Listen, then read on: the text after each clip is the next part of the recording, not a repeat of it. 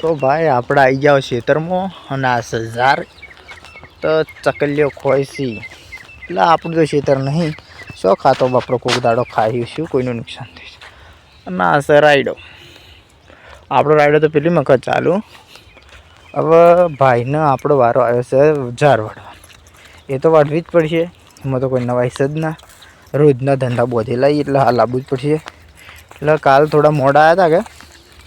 એટલે ઝાર બરોબર વાળતો તડકો લાગે આજ આવી ગયા વહેલા હજુ તો સૂર્યોદય આપણે બહાર નહીં નીકળે ને આપણે આવી ગયા એટલે ફટાફટ ધૂચી પડીએ ચાર વાઢી અને પછી આગળનું કામ કરીએ કેવું ચાલે ભાઈબંધ જિંદગીમાં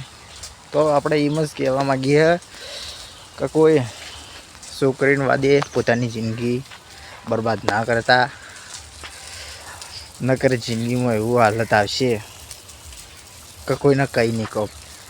એ મેં હું સાચી વાત કરું મતલબ એવું કોઈ સજ ના કે ખોટું બાકી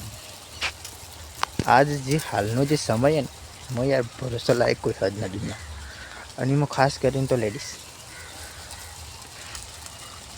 જો 99% હારી તો નહીં જ હોતી 1% ચોક હોય તો ભાઈ આપણે જોઈ નહીં તો આપણે બાકી જે છોકરી જાત ઉપર કદી ભરોસો ના કરતા અને જે તમારી જિંદગીમાં હાસિલ કરવું હોય મતલબ કે ડ્રીમ હોય એ પૂરા કરજો પહેરાની ચિંતા ના કરજો હાલના તમે વિડીયો જોતા જશો